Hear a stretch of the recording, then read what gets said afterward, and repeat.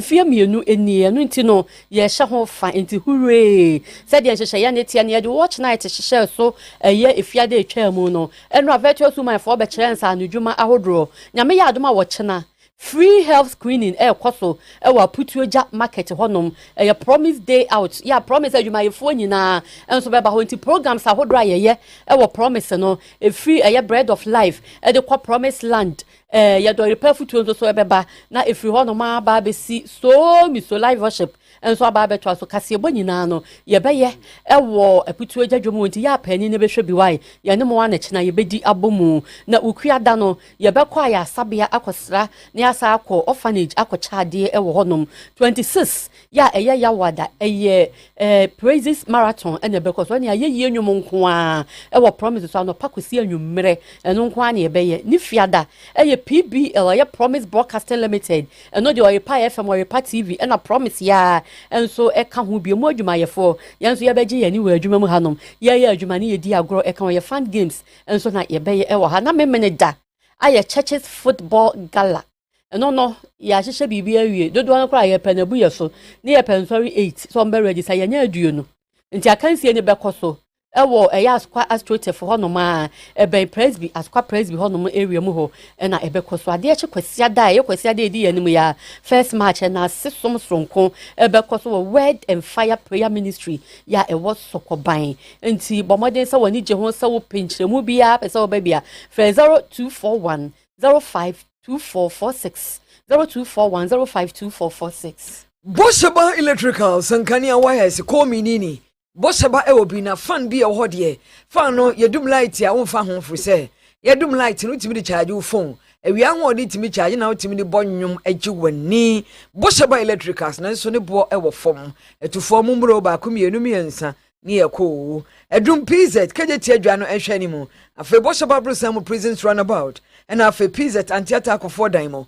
0322 030838 0536 095966 bosheba.electricals TikTok so okowa sane ho TikTok ni Instagram bosheba.electricals midi ede mame efia nyako papa bi Pierce Ladi adeshema ensamno enchemu na yede mamono na ye hyase afrimfimfim mantam emu nansan ya na awatwe wie ye hu sede ne nam social media no so na schoolfo bi pa abo blogs ye tamane ye abo school ni abema bi achese ne de na eho asem ahomete pa wotopiti kura ekoda ya sabia na be mu kekasa wa free mu ene ho nsam anso awie ye ne yensa ntrofo na nansa di nkom na chese aya sabia no da a doctor fo ejina no so ntenten na sede nsam no eho nsam kan ye ekoye no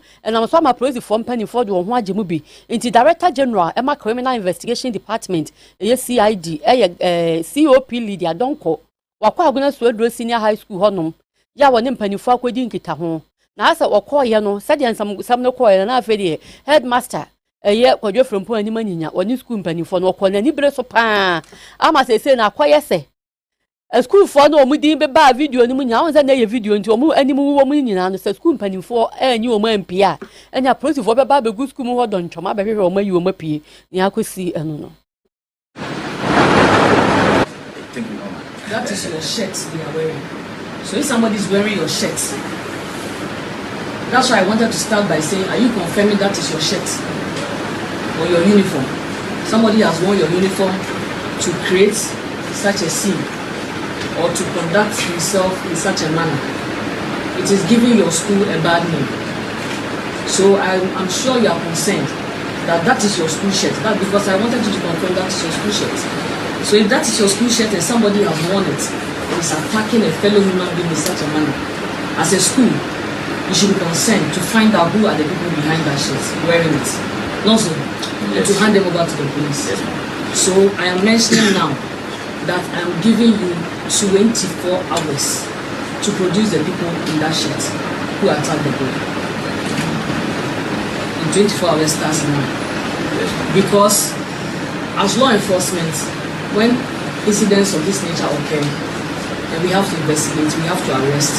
We have a number of ways in which we can make that arrest. But because this is a school environment, we are not going to adopt one of those means.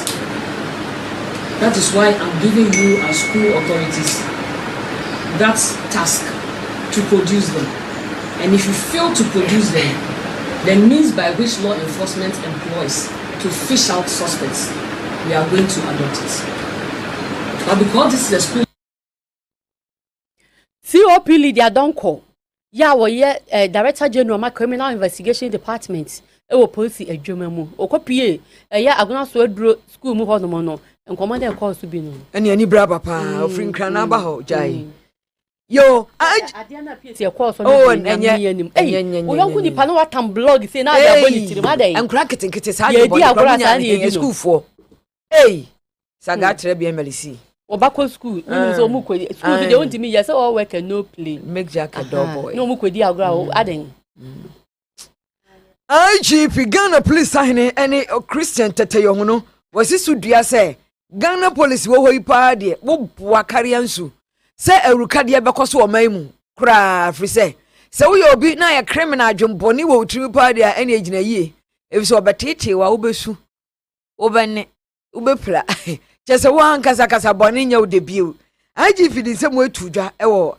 Asante Regional Police Headquarters ewo bra wadi tudwa se wache enipa nan bia osusu se adwomboni wo mutim Inspector General of Police Christian Tete Yohunu na ene wade kokobo ema akromfo awudifo atuate dom wo memu se enya dia Ghana Police Inspector General of Police Christian Tete Yohunu na ene wade kokobo ema akromfo awudifo atuate dom wo memu se enya dia Ghana Police Service mrantie ne maiwa no ombeda kopem bra ombeche sankrofo ni nyina na emre wo memu no ene won adi.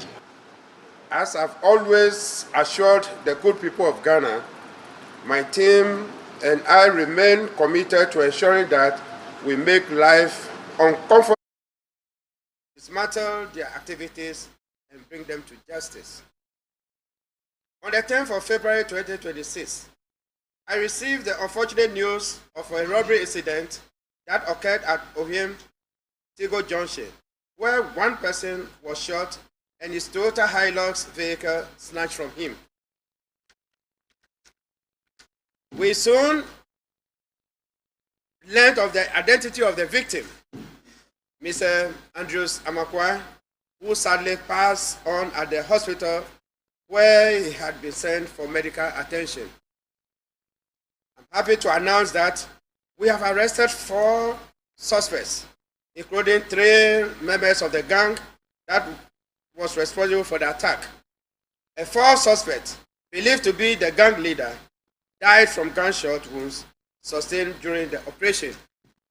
As we always do when such cases reported, I immediately constituted a team comprising the Ashanti Regional Commander, the Regional Intelligence Team, the Anti-Robbery Unit, and the Cyber Vetting Team of the CID headquarters. I wish to call on the general public to support our operations by sharing credible information and reporting suspicious persons and activities to the police.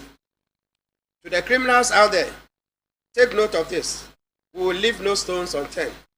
By every legal means possible, we will continue to come after you. And he said yache duku syndicate for ya okodi awu ohwima manfo yi. IGP e de adesode atu o man ni nyina nim se yemwa na yete asebi ho popo ya yenya posifo asutire se be ya obetimi ache sa abonefo ni nyina. Godfrey Anim Enemedin Oipa Television. Na eno no ora Christian Tete Yohunu Godfrey Anim nkrato eno no. Omanfo binom kasa se o man Ghana chichu NDC fo eso o man no emu ayeye pa ama asetena mo omanfo ho ahare won a MPP mpanimfo bebre kasa asama o moka no na no nanam so ama wo pani a wo kasa ema o man ni sikasam ni mpumtuo ema dom kuma no honorable Kwadwo Oponkoma no na ye ofanse ayo bi mrahye bedwe no wo se de hene ne ansensem ben ena mo keka ne sa na nche sa da wa obeka se enne ya setena o de toto na na adodan kwa kufa ado de no enne de yeye bia na wo boa eyehrodo hu adasam ena wo keka nte sa da ete sa pa de ene nka kokoo some no yɛda na koko so ate ɛna kora wo pɛ biribi atɔ ho nsɛm den wonya hwee ntɔ sika nka nipa botom yɛkeka sɛ nneɛma yɛatete nneɛma so wokɔ dwom a ɛnyɛ saa na tie nti saa asɛm na ɔmo keka no deɛ nya ne ka no na ɛnyɛ saa nso na tie. Cocoa farmers don't think so. The nurses who were promised automatic posting, they don't think so. The midwives who stayed home for 11 months and who haven't been paid don't think so. The contractors who have not been paid don't think so. The teachers who were told that licensure exam will be cancelled and now they are going to write it in a few months, they don't think so. As time goes on, like the boys say on the street, give time some time. People will begin to realize that comparing to the promises that our friends made and how they lambasted us on even things that we're doing very well and what they are delivering, they should give Dr. Mahmoud Bawumia and the MPP an opportunity. We got some things right, we got some things wrong. We've learned from what we got wrong, and when they give us another opportunity, Dr. Bawumia will do an excellent job to their satisfaction. I'm hopeful I will get to that day. Honorable Kwadwo Oponkroma na ekasa say nei se ekasa mamuo we no amanfo ho haro mo wo masetene mu e che na na adobre no so entesa ena wa cheche mu ze nurse fo mo ayafo mo kwa afini ye ntua mo ka teacher fo osu kokwakuafo sika ya tete so nti obi akasa woni ne nya adwen na no ena wa sa cheche nsemu se ebre ni akire bia na amanfo be fe Bawumia na nhihye ye papa ya wo ye to ho no mo no na wogidi se 2020 enu ho no no na amanfo hu se Bawumia eni hia no so obetoto oman no amayin. Enima otafo eni onimanyafo Vincent Ekwaw Asefua na NT voice They remind me of what we used to be saying that Mahama had lost elections so poorly by 1 million, he can never win again. We're sitting here when he won by over 1 million. What I have seen, especially now as it happens, is that over a political cycle, sometimes some of the things that you are doing that are not understood, over a cycle, they get better understood. When Dr. Bawumia initially was talking about the gold purchase program and how it's become an anchor, everybody, or a good number of people, were not even paying attention to him. Today, people now see it, and the government can't hide it, and it's clear that this guy has brilliant ideas. You know, one of his ideas that we haven't implemented yet is a credit system. Many people haven't paid attention to it, but those who live abroad, 60-70% of their purchases are on credit. What does that do? It stimulates a lot of demand in the economy. On the reverse side, it puts your quality of life at some point. You don't have to avoid buying it because you don't have cash today. You can buy it on credit and pay. So your quality of life is improved. But more importantly, productivity in the economy is enhanced. In fact, it's that demand that leads to productivity. And once that productivity is occurring, you have jobs and investment on the back of it. That's what will actually lead to something like a 24-hour economy, not an authority. By stimulating demand, creating a credit system. That's another brilliant idea from Mahmoud Bawumia that has not even come to life. Over time, the Ghanaian people will see a lot of his brilliant ideas, that some of which the government admitted, which worked, some of which are yet to be implemented. And I am hopeful that over time, before we get to 2020, Ghanaians will make that decision that this guy is the next guy we should give an opportunity to move our economy. Honorable Kwadwo Oponkroma for say ayirebi mrashebedwani asese wono ena ekasa madom kuma no efasika sam animpumtuo eho na yekomra shebedwamu a otafo mrashebedwani ene onimanyamfo Vincent Ekwaw Asefua was say Office of the Special Prosecutor won hwe nsem bia ekoso pa ye owura efre no owura toboaten we acting deputy chief executive a wo hwe finance and administration adan anansen yesi kokko adwuma ye no ma enkoye no ma ye basabasa na wo hunu se adwuma ko be efre Atlas Commodities no on PBC company ya aban dia no ho no mko hata warehouse no mdo no makogu wo hata enti wo so hwe aya abon won tiase kra enti wonu hwe mu ne wo ye press conference anopai reference am trofo de to no manu se etenye ho se ne nsem asiemu ye hwe nsem no mu na no kro enadi yama anopai minority ye abre bebre ne se de nka bi hyemu na enya ne ntie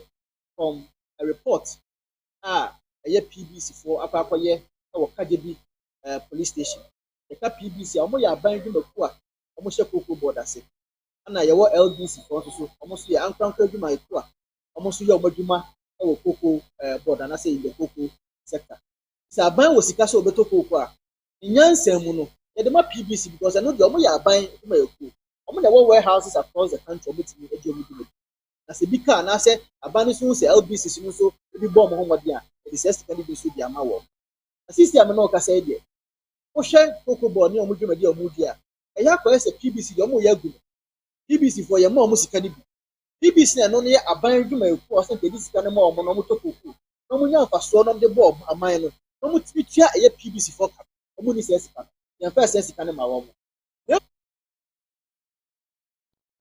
yo honorable Vincent Eko Asefua was special prosecutor ene ehwehwemu nyumakuo biara ewo aban emu no omo hwe asem no mu ha no pa frise ka no asa de sia ka no ne ono nko a KKBK yenso kakra be kan se nipa eni hunu se bia papa yigina eye Atlas Commodities no ono na ene dia.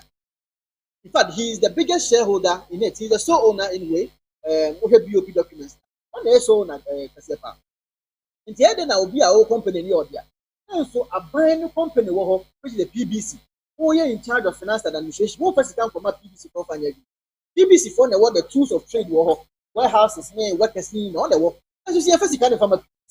And this cannot be Brenadiama Atlas Commodities. In fact, what Ghana has this year. Indigenous LBC a toko pa Atlas Commodities. Then now one who need the structure, who need the tools of trade, who need the warehouses, who need the license to operate in some of these districts. Then so one after the toko one after the who abino warehouses, they don't know who yes Atlas Commodities and the war. And then a PBC company for a one so. Yes, I report. And he only for Eko Vincent as a French room.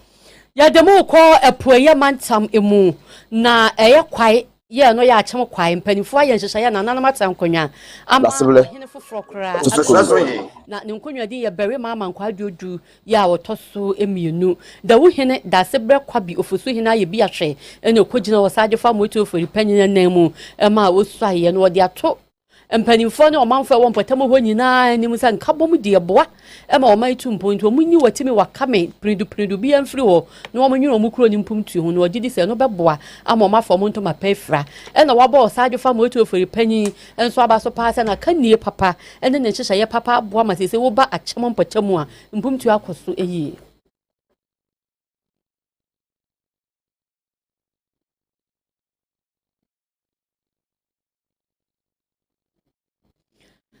na omanfo omo wa achem kwai ho enso ensam ya omo eka ene se omo je omo hini nidi so omo ka akire e wo ne ma ahodo bebremu wa bai de obeboa ama ne ma emakurom asetena yeye se social amenities biti se school ejana bi ensuo ne ne ma etete saa no obeboa mo manya bi na maburu no so atimi anya adwuma aye omo ne wore pasan tro ni George Bota ene di nkomo omo chemo omo ware hyemu pa se de ene ma ebekoyi ade wa ha no ma ni nyina ho abonfutu Italian ade nyina wo ho nse to bi da ho ai ti se me de she gbanso ntutuo ni nti ma kichi ni nyina esi nti ya kwa ne de ha ye pa how de betwa so aye gota na ade na enim se gua na ebeguso egusa betim pompensu de na aben ye kra so tumi ne de keka ka ho na enim se menim se ye de na nka gota na omba ye de gya ye na omako gota de nya gota de na ye gota mu na ye fa kwanso nti omo mo den aso omba ba ekwan na mai if you pay for crowd fi ha obedu abre ma ka say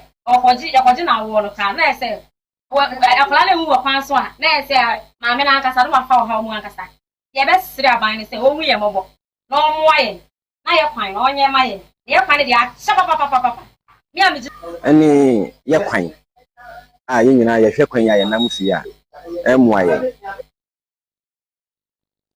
omanfo omo wo achem kwai a omanya hene foforo no omani gi sam ne omo hwehwe ena omo di tu dwa no na berima asamwa padi ya wotoso miensa wo ya achem amonom ehene wono so se obesra maburu no ezeze se di aka se omo badwini mpumtu ho omanya hene foforo di omo nta na chi na empeja oman no ana akuru no ye tumrante ne fo se bia oye babunu ya yakofa no enkyere se bia huna asa akeke ya ohwe ne husu yie na mompa otu na busuane ne omare nyina ne age ho emene on abefa no de no abeyi musue ti tumrante na aka ne nyina efo ade hye ne titiri so omo so behwe omo huye omo nanti mu ebi ombe ne nam ensanom bone a wane no mo wiase na sebi ohin so yakofa ne ohin branti kwai so ebekoso akasa akire no na ya kire no ne a obeye ebeboa no na besese ohin asede ese woye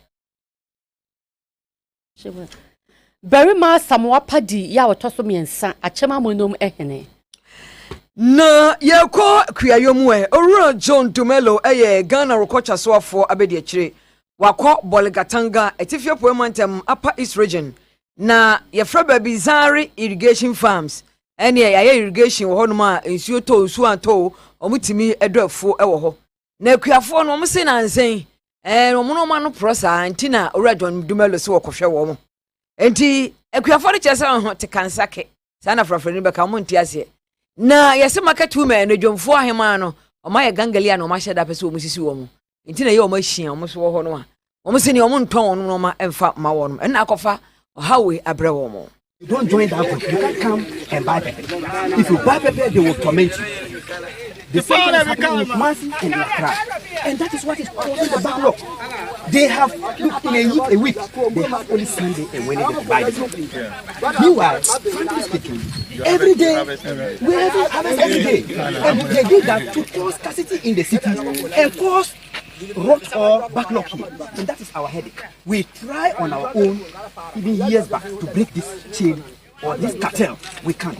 And I think it is not value chain, but I believe other food value chain. It is these market queens that are determining the prices. Honorable to them. The farmers are here. Am I lying? It's true. So let the Honorable Minister and our Municipal Chief Executive. Arehopanie. Amusana onomuka saa asem we na owura John Dumelo say salmon kudi. Salmon abundance of tomatoes, especially in this area. The next dry season is December. Yes. That's 10 months away. Okay. A lot can happen in 10 months. Or no, it didn't happen. I said a lot can happen. Yes, sir. Yes. So one, we have to deal with the nematodes. Okay. Yes, sir. One, let's deal with the nematodes. Okay. Two, finding markets is what we have to fix it. So once we deal with the nematodes and we get the market, the problems will be solved. Exactly. So I'm just here to listen to you. And then also next year by this time we have up here that most of the buyers can take to go into Burkina Faso. That's the main reason why I'm concerned. And we'll work on it as soon as possible. Project and the other project that you mentioned, we are definitely going to work on it. We just John Dumelo, our coach as well for Abediachre.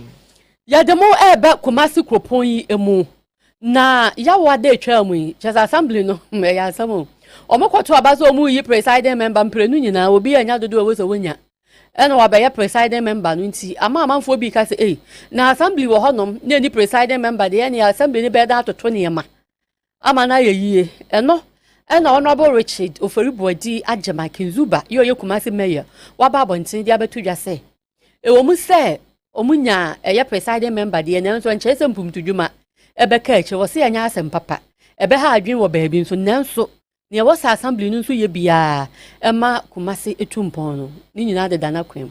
The assembly is not going to suffer as far as the development of Kumasi is concerned, but then there are other projects that we may have to bring before appropriate committees for us to go through the executive committee and for us to convene general assembly meetings to get them approved or take direction from the general assembly so that we can proceed. Now with this development, what it means is that those cannot be done. The assembly is required by law to hold numbers of meetings, and so if we are unable to elect the presiding member as early as possible, what it would mean is that we may suffer the requirement. Honorable Richard Oferibuadi Ajema Zuba ene ne tie. Yanko homanu so nkodi nkomo Matthew Sempa tredu ba akwochiche mu aduonu nwotwe ose mo mra me nchen mo amabre na mama mo ahome na ni chirechiremu pa ene sen broni focus was say come to me all you who are weary and burdened and I will give you rest.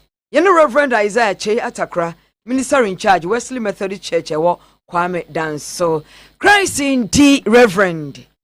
Yeah, this you. Yeah, that's sister waji so and whatever Matthew 11:28 you know enka preach homa ya kakire mu kakra. Yeah, the radio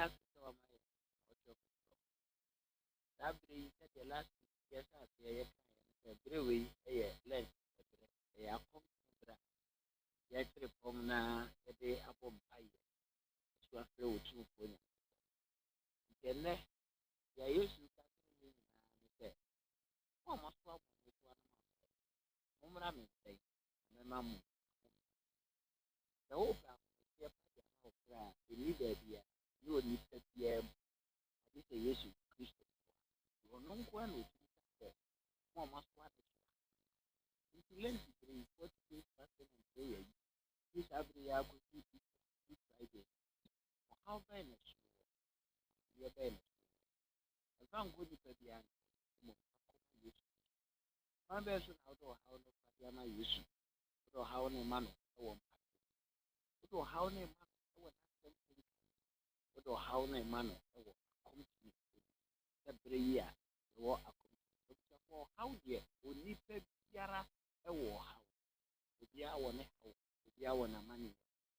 But yes, yes, 10 million you move it, but I say you're crying to say, young how long you have really of the night. They are someone, they are someone. My you say, you walk, they need us to know that would use the Ripam push out why, put me to say, putting so Nipa in the city. Yes, now the corner, but that was an over in Mura. I used to push the post the year was saying, tell me, someone was one. Yarian Neswa. Kunya Neswa Piara. I am so no. You have running saying near bar of my yay. Into your memory, you can't at the promise. Radio, any TV, or your radio, any TV, a dear phone now say, yeah, I know how I so one. Abra Yesu Christ say, Obama Wahome. Lend to bring to show Radi Yesu Christ actually quite. Amen. Friend Isaiah Atakra, a minister in charge, Wesley Methodist Church, Kwame Danso. Asetena pɛ mu nkɔmɔ ɛna ɛtoa so no yɛ ka me sɛ wɔkyena promise dwumadie nyina wɔ aputu agya market yɛbɛyɛ bibia afiri nti yɛ amomra why na yɛne mo a ɛna ɛbɛyɛ dwumadie no Korea na Sam Jimmy Cliff your producers you know mobile studios ha Christabel upon Dazi Agaspa baby and odon ko Joseph Amwatin midin e de maame efia nyako papa bi na PSA Ladi na ena ye menua wo hema Francisca Jesse Amwako Oko school SD Nurses Training College hono ena ye hema birthday akusua nyame no kesua ono so di akusua happy birthday Ketri Yankopon sho no ma hoden o ma nkwatenten na ahema broni papa bi yusu de kokko nyame hirawo onyo kese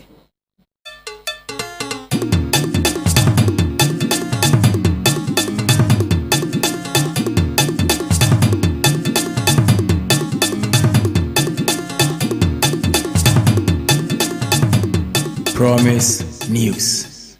Promise